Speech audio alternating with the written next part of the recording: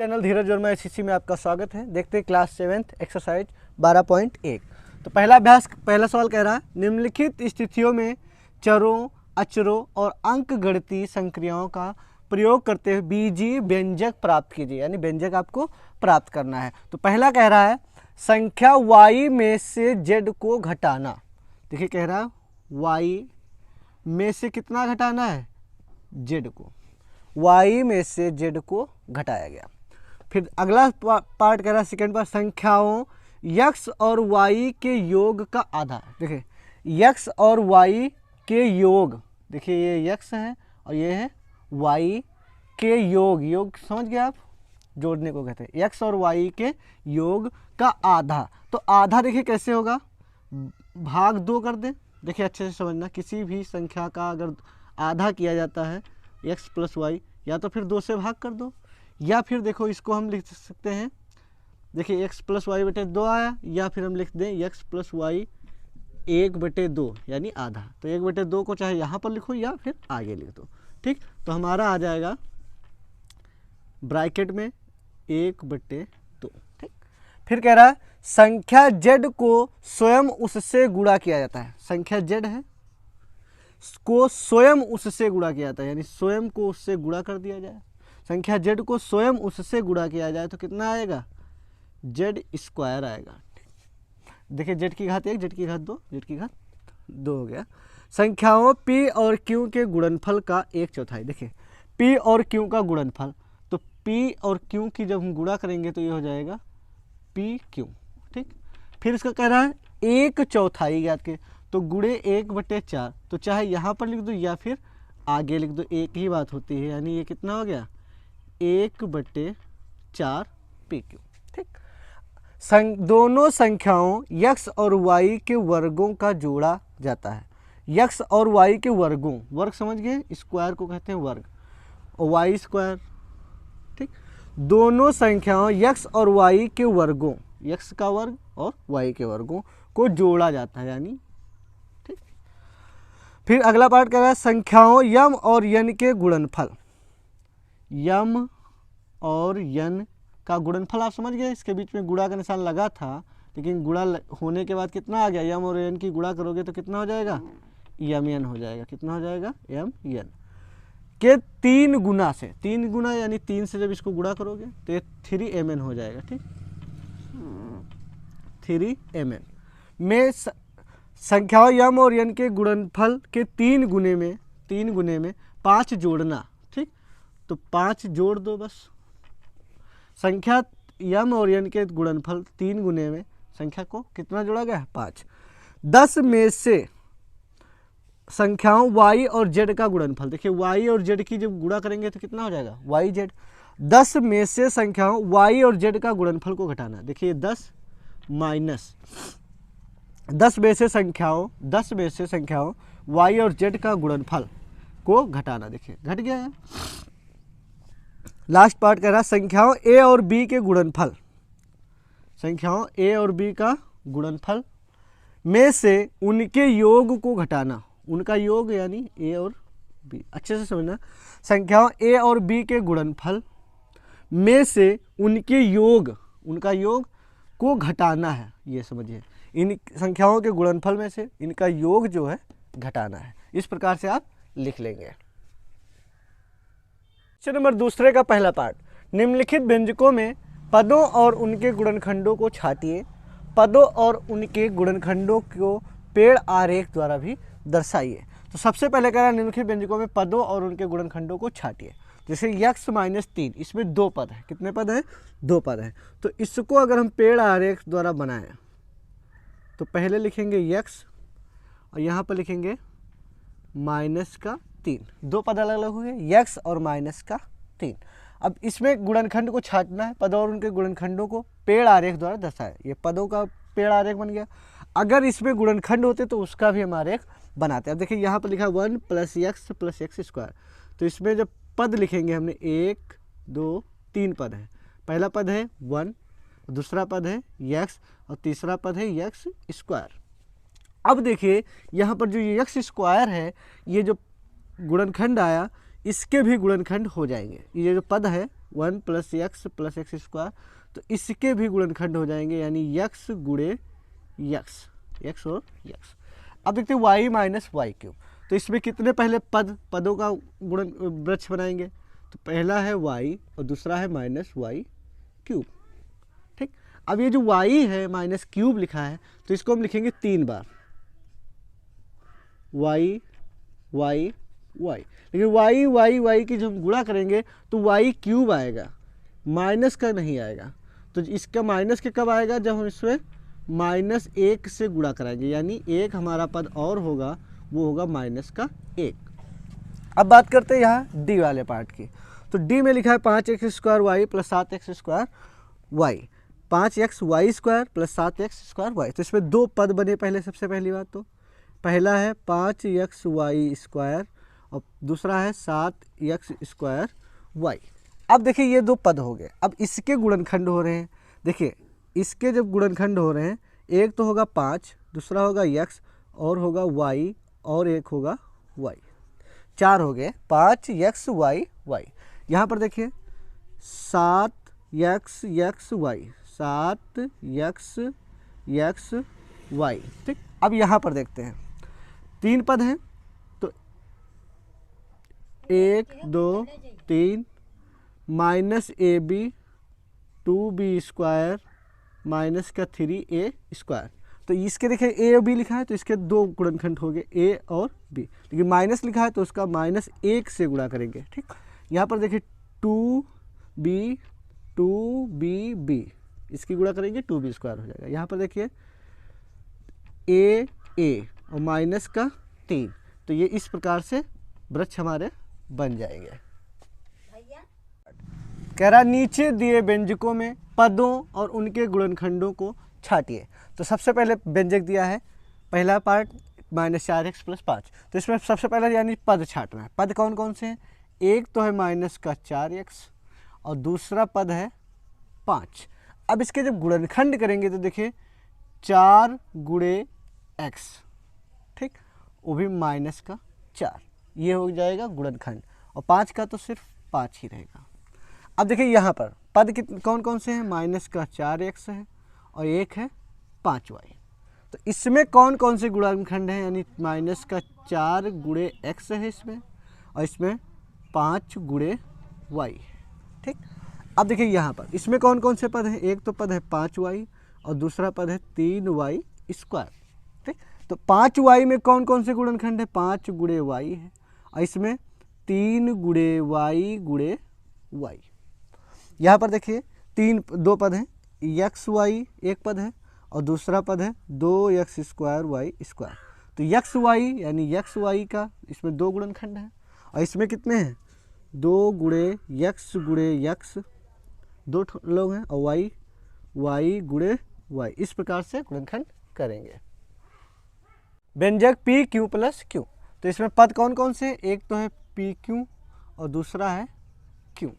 अब गुणनखंड कह रहा है तो p और q 2 गुणनखंड हैं इसके, और इसका सिर्फ q है। अब देखिए यहाँ पर पद कौन कौन से, 1.2 ab है और दूसरा है -2.4 b है, तीसरा है 3.6 a। 3 पद है, तो 1.2 a × b, इसके 3 गुणनखंड हैं, और -2.4 × b। यहाँ पर देखिए 3.6 × a, 2 गुणनखंड है इसके।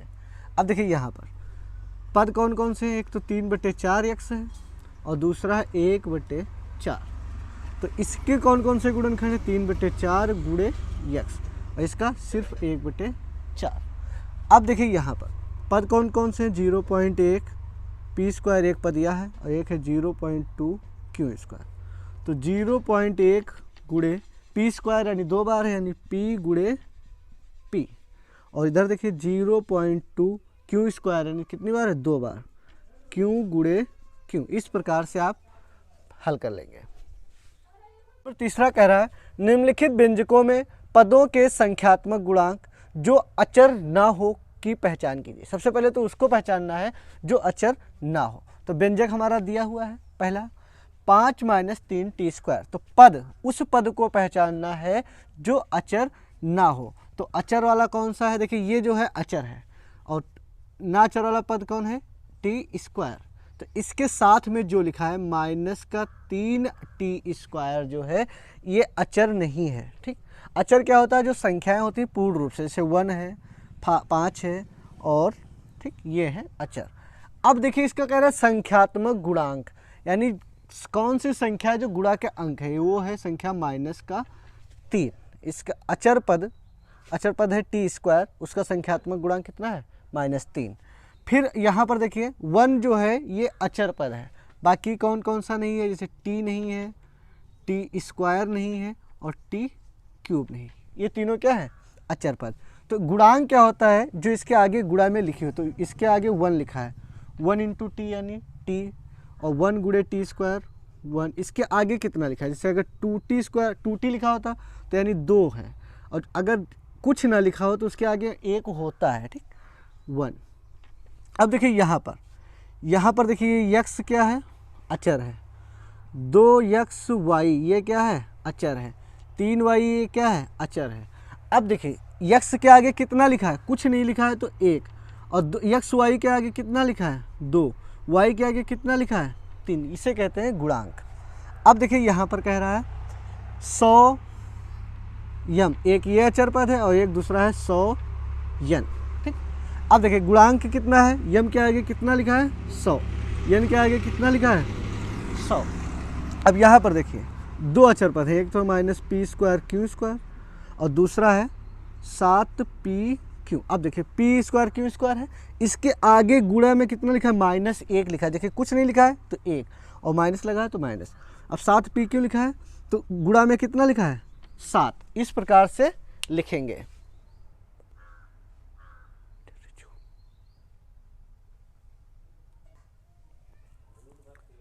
फिर देखते हैं इसमें पद कौन कौन सा है। इसमें 2 पद हैं, एक तो लिखा है 1.2a अचर यानी चर पद है, और एक है 0.8b।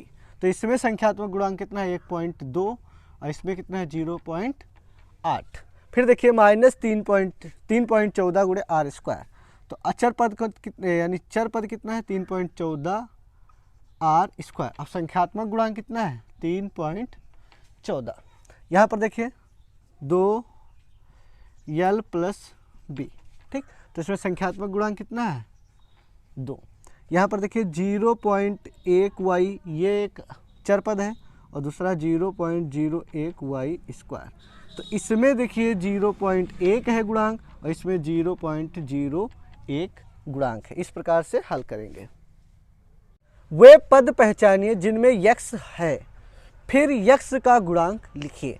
तो सबसे पहले वो पद पहचाना जिनमें यक्स है, तो वो पद कौन सा है, y स्क्वायर यक्स। ठीक, इसमें देखते हैं यक्स है कि नहीं है, और यक्स के गुणांक में कितना लिखा है, y स्क्वायर। ठीक, अब देखते हैं, इसमें देखते हैं हमको वो पद लिखना है जिसमें यक्स है, तो वो है -8y यक्स। ठीक, अब इसमें को है यक्स के गुणा में कौन सा लिखा है, -8y। फिर देखते हैं इसमें यक्स + y + 2, तो इसमें कौन सा पद है, सिर्फ यक्स है, और इसके गुणांक में कितना है, 1 गुणे यक्स। इसके आगे कुछ नहीं लिखा है, इसका मतलब 1 है।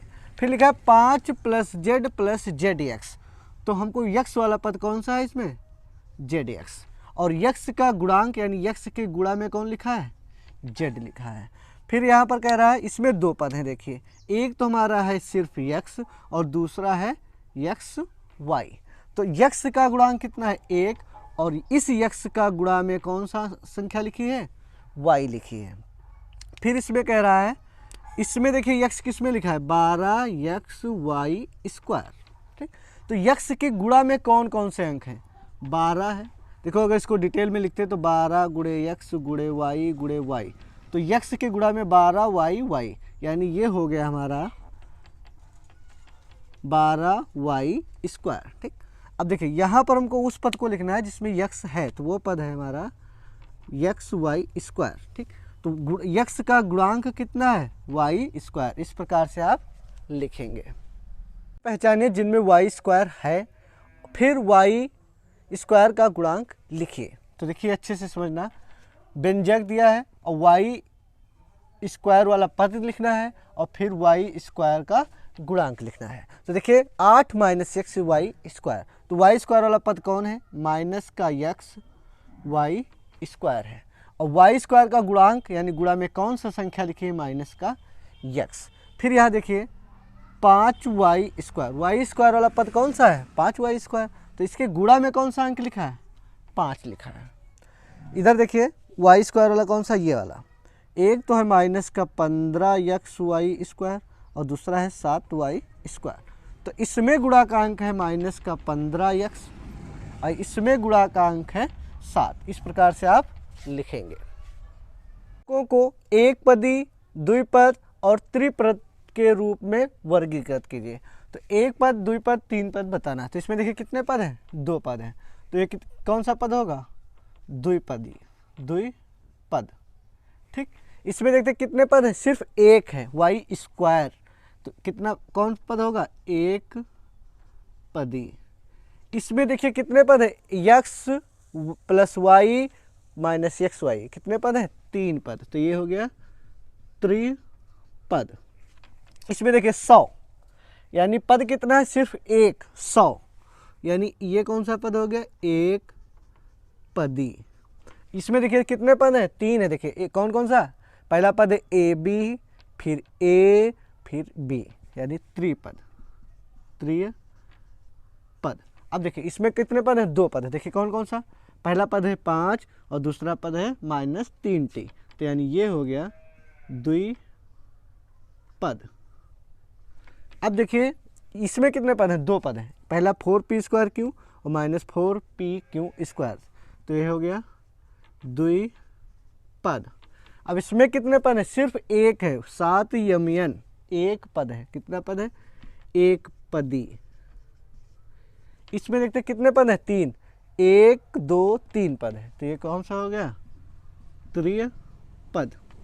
इसमें कितने पद हैं, 2, ए स्क्वायर बी स्क्वायर, यानी एक पद 2 पद, यानी ये हो गया 2 पद। इसमें कितने पद हैं, 2 पद हैं, 2 पद, द्विपद। इसमें 3 पद है, 1 2 3, ये हो गया त्रिपद। ये हमारा आंसर हो गया। बताइए कि दिए हुए पदों के युग्म समान पदों के हैं या फिर असमान पदों के हैं।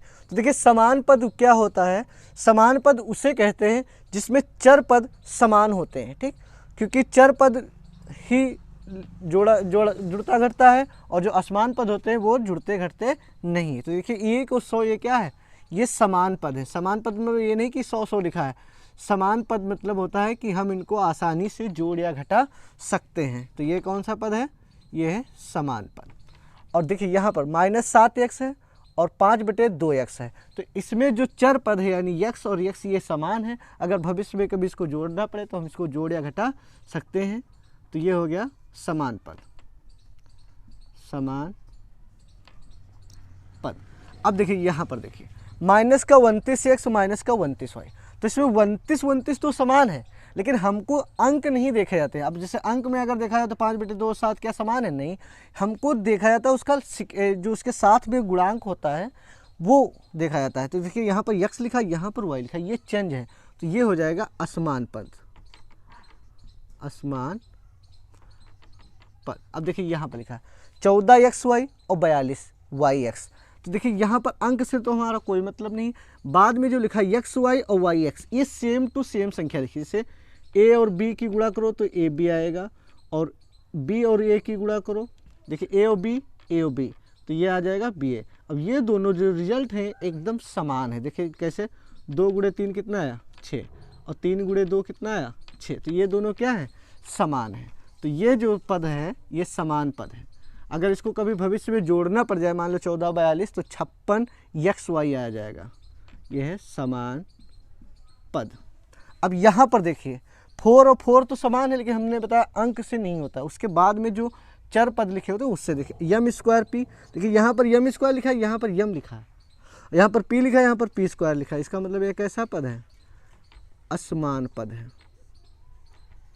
यहाँ पर देखिए 12 तो समान लिखा है, लेकिन हमने बताया कि अंक से नहीं होता, हमारा किससे होता है, ये जो पद लिखे होते हैं बीजीय व्यंजक, यक्स लिखा है, यहाँ पर एक्स स्क्वायर लिखा है, यहाँ जेड लिखा है, यहाँ जेड स्क्वायर, तो ये कैसा पद है, असमान पद है।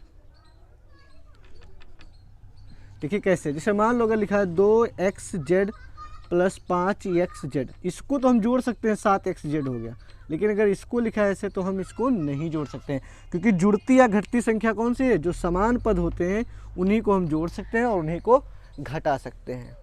निम्नलिखित में समान पदों को छांटना। समान पद क्या होता है, जिसको हमने बताया, जिसको जरूरत पड़ने पर जोड़ा या घटाया जा सके, और जिसमें जो चर पद होते हैं वो क्या होते हैं, समान होते हैं। देखिए अच्छे से समझना, माइनस का एक्स वाई स्क्वायर, तो देखिए एक्स सिंगल घात, वाई घात 2 कहाँ पर लिखा है, देखिए एक्स सिंगल घात, देखिए ये एक्स की सिंगल घात है और वाई की घात कितना है, 2। एक्स की सिंगल घात, देखिए यहाँ पर सिंगल नहीं डबल घात है, ठीक, यहाँ पर सिंगल है लेकिन वाई घात 2 नहीं, यानी ये समान पद है। ठीक, अब देखिए इसका जो समान पद है कहाँ, ये वाला, एक्स की सिंगल घात है, वाई की घात 2, एक्स की घात सिंगल है और वाई की घात 2, ये हो गया। अब बात करते हैं इसकी, -4y(x²। अब देखिए इसमें वाई की सिंगल घात है और एक्स की घात 2 है, देखिए इसमें सिर्फ घात 2 है, y की सिंगल घात और x की घात 2, देखिए ये वाला, ठीक, y सिंगल है और x की घात 2 है। ठीक, तो इसके साथ लिखेंगे हम 20x² यानी x की घात 2 है और y क्या है, सिंगल, ये समान है। ठीक, और कहीं नहीं है। ठीक, तो अब देखिए ये वाला और ये वाला पद हो गया। अब बात करते हैं 8x², देखिए 8x² और माइनस का 11x², देखिए ये वाला, ये फिर ये, ठीक, और हाँ ये वाला माइनस का 6x², देखिए सब में x² है, बस ये क्या है, आपस में समान पद है। अब देखिए, अब देखते हैं 7y,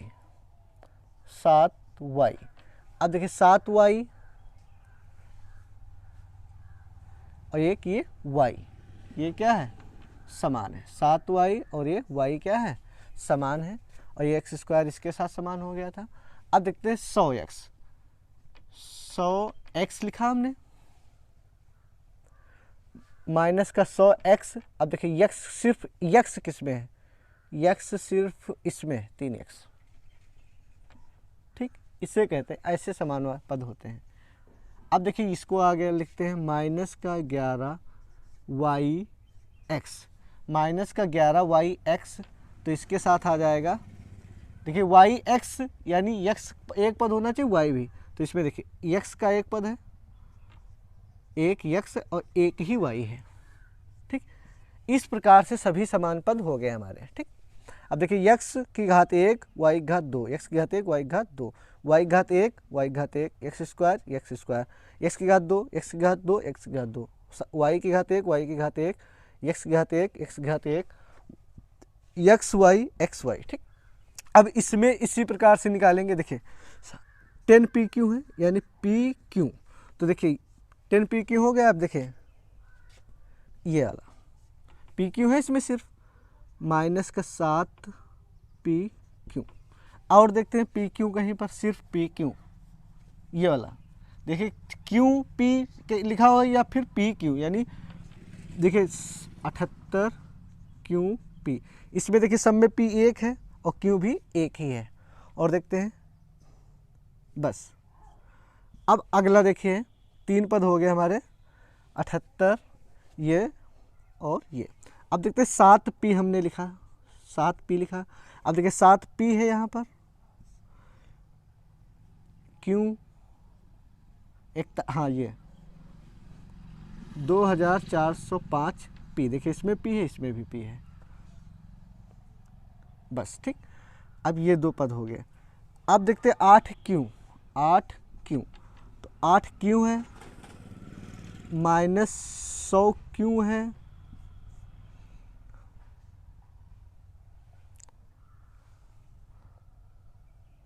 नहीं है, ठीक, अब देखते हैं माइनस का पी स्क्वायर क्यू स्क्वायर। अब देखिए पी की घात 2 और क्यू की घात 2 होना चाहिए। अब देखिए कौन से, देखिए इसमें पी की घात 2 क्यू की घात 2 है, यानी 12 क्यू की घात 2 और पी की घात 2। और कोई है नहीं है, ठीक। अब देखिए ये हो गया। अब माइनस का 23 हमने लिखा, ठीक। ये क्या है, अचर पद है, तो माइनस 23 ये है और 41 ये है, ठीक, यानी ये समाप्त। फिर देखते हैं अगर इसके साथ ये लिख चुके हैं हम कहीं पर, हाँ ये वाला यहाँ पर लिख चुका है, पी स्क्वायर क्यू स्क्वायर, तो पी स्क्वायर क्यू स्क्वायर और 12, ठीक। और फिर हम लिखेंगे माइनस का 5 पी स्क्वायर। देखिए पी स्क्वायर लिखा है, हाँ सिर्फ पी स्क्वायर, देखिए 5 पी स्क्वायर, हाँ यहाँ पर लिखा है 701 पी स्क्वायर, इसके साथ आ जाएगा, ठीक। अब ये निपट गया और ये। अब बचा कौन, ये दो पद बचे, 13 पी स्क्वायर क्यू, और देखिए क्यू पी स्क्वायर, ये समान है क्योंकि देखिए क्यू की घात 1 क्यू की घात 1 पी की घात 2 पी की घात 2, इस प्रकार से सारे समान पद हम छांट लेंगे। एक्सरसाइज 12.1 दाइन। अगर वीडियो कहीं पर भी अच्छे लग जाए तो प्लीज़ लाइक कर दें, चैनल पर नए हैं तो हो सके तो सब्सक्राइब कर दें। लाइक सब्सक्राइब करने के लिए आपका प्रेम पूर्वक धन्यवाद। मिलते हैं नेक्स्ट वीडियो में।